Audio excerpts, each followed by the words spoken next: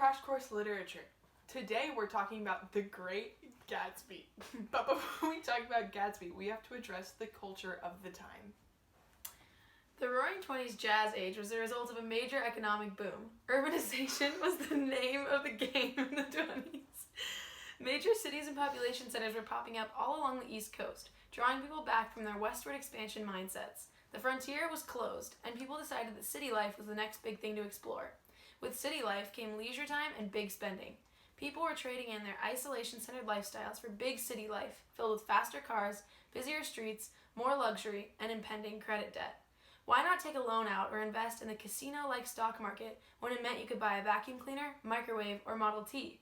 During the 20s, we see Wall Street truly roar, which means investors came from near and far to get in on the action. But the stock market wasn't as secure as people thought.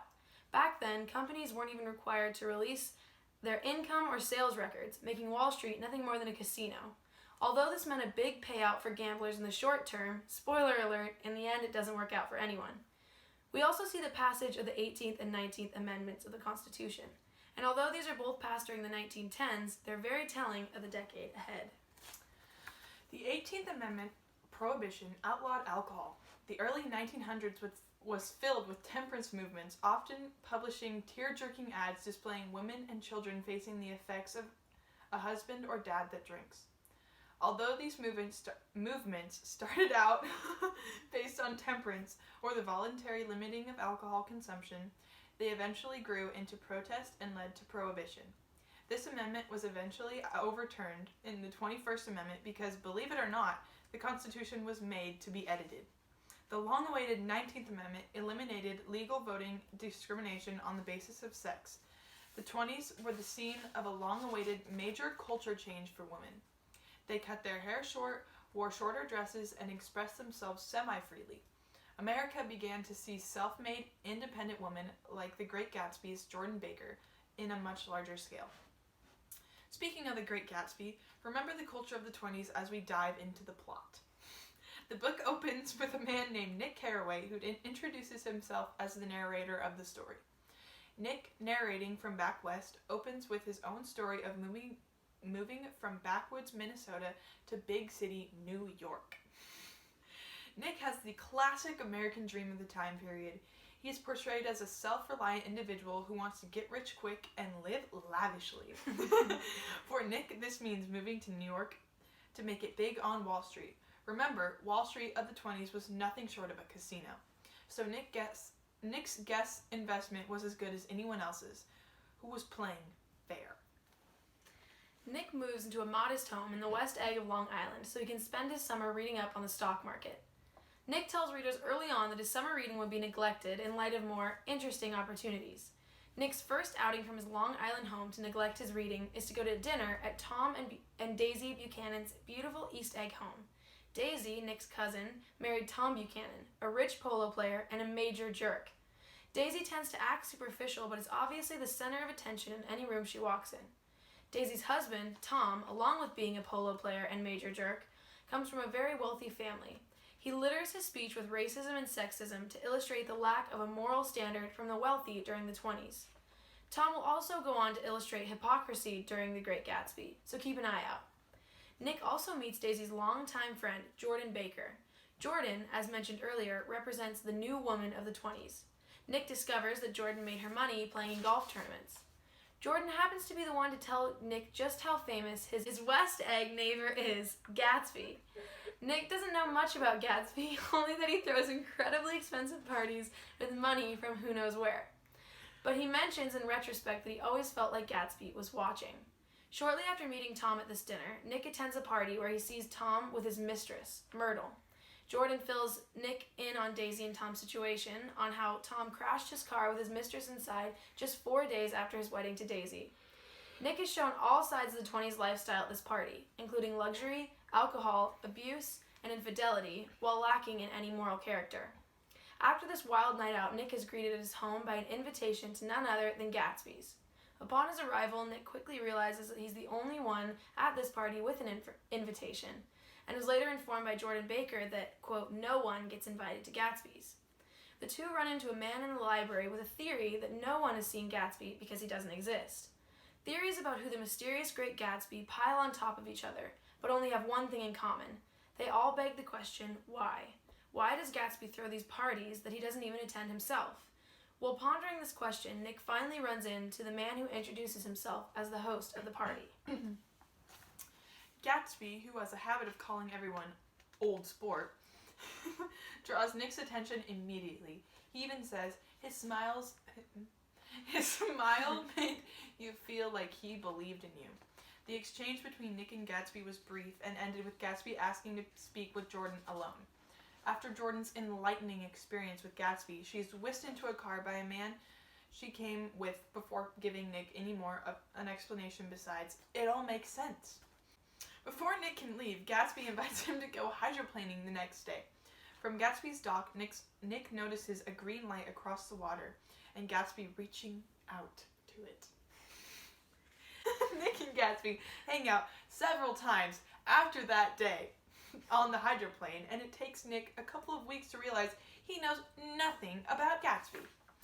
Nick discovers a little more about the man when he picks Nick up to take him out for lunch. The two men take Gatsby's yellow car through the Valley of Ashes, a worn-down industrial town meant to represent moral and social decay, as well as the toil of the poor.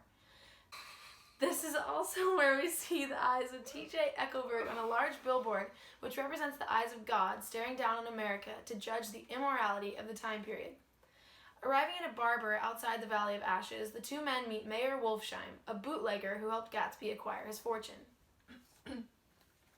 Nick learns at this lunch that Gatsby fell in love with Daisy Buchanan 5 years earlier when he was enlisted in the army. Gatsby had promised to return to Daisy, but when he failed, she married the wealthy Tom Buchanan. Gatsby sees this as his greatest mistake and intends to win Daisy back with his fortunes. Gatsby also answers the why question.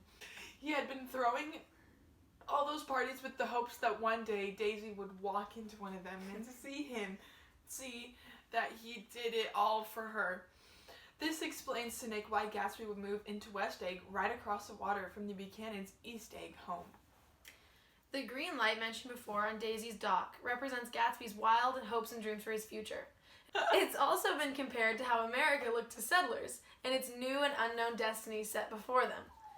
This dream comes true for Gatsby when he gets Nick to invite Daisy over to tea for him. It doesn't take long for Gatsby and Daisy to get together after that.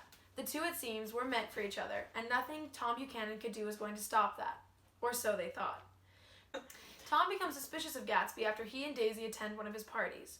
Although Tom Buchanan has a mistress of his own, he is enraged to find out, while out for drinks with the group, that Daisy and Gatsby have been together for several weeks. They made one stop on their way to this outing in the valley to fill up Gatsby's car at none other than George Wilson's store, who is the husband of Tom's mistress. After Daisy won't tell Tom that she never loved him, per Gatsby's request, the party ends abruptly. On their way home, Jordan, Tom, and Nick stop on the side of the road and see that Myrtle has been hit by a car and killed. George informs them that a yellow car hit his wife and accuses Tom. Tom tells George that Gatsby was driving the car and the group leaves to go find him. Nick finds Gatsby in the bushes outside the Buchanan home where it is revealed that Daisy was the one that was driving the car. Although Nick knows that Gatsby didn't kill Myrtle, Myrtle's husband, George, does not, which is exactly why George Wilson goes over to Gatsby's while he's swimming in his pool for the first time and shoots him. It is significant that Gatsby was swimming in his pool because it is one of the first times that he actually uses his luxury for anything but means to attract Daisy. In the end, Gatsby takes the fall for all the evil things his friends are doing around him, and Nick is the only one who seems to have actually cared for him. While trying to move on, Nick wanders over to Gatsby's house and says, Gatsby believed in the green light, the orgastic future that year by year recedes before us. It eluded us then, but that's no matter. Tomorrow we will run faster, stretch out our arms further, and one fine morning. Gatsby is a perfect representation of the 20s lifestyle, although it didn't lead to murder in most cases. The I want it all mindset was a common one. Gatsby couldn't settle for just Daisy and him. He had to have Daisy say she never loved Tom. And he just couldn't get over the fact that she had a child with him. In the same way, Gatsby was never secure in himself when he first fell in love with Daisy 5 years before. Gatsby had convinced himself that he needed to get money to get the woman he loved. Gatsby truly embodied the view of man in the 20s. He did whatever he could to become rich, so he did. The belief of the day, mainly used to put down the poor, was that man could do anything if they tried hard enough, and that good men built their way up from hardship to fame. One major theme in the book is the disintegration of the American dream. The reality of the situation in the 1920s was that you were either born into old money, committed crimes to get new money, or gambled in the stock market until you got lucky money. The "if you work hard, you get rich" saying was nothing more than a way to silence the poor people, represented in the book as the citizens in the Valley of Ashes, to ensure that they didn't need to help them by branding them lazy. It's also no coincidence that Gatsby moves to West Egg while Tom and Daisy live in East Egg. Like I said in the beginning, people were coming from the West back east to make their money. This was a huge culture shift considering that westward expansion had been the American dream for hundreds of years. Gatsby's West Egg home represents the New West, or the New Frontier. Fitzgerald also uses the story's main characters to illustrate the hollowness of the upper class. The characters in the story are portrayed largely as superficial. We might criticize Gatsby for thinking he needed money to have Daisy, but for this time period, his assumption wasn't uncommon. And this isn't to insinuate anything about Daisy, especially considering that she was the one to suggest they run away together. Fitzgerald uses both Gatsby and Nick to mirror his own life in the 20s, having shared similar circumstances with both characters. Fitzgerald also wanted to use the book to call out the people of the time. Fitzgerald is trying to get the modern American to wake up and realize that those who pursue the American dream can never be satisfied because the American dream always entails striving for something that we already have. He does this by introducing the readers to the Great Gatsby, who seems to have everything he could ever want, yet strives for so much more. If Gatsby was always striving for more, was he really ever great? Yes, Gatsby was great. He was great in the sense that he achieved the American dream of the period. Although he is deeply flawed and dishonest, his optimism and power to change his dreams into reality make him who he is, the Great Gatsby. Like Nick said, I was within and without, simultaneously enchanted and repelled by the inexhaustible variety of life.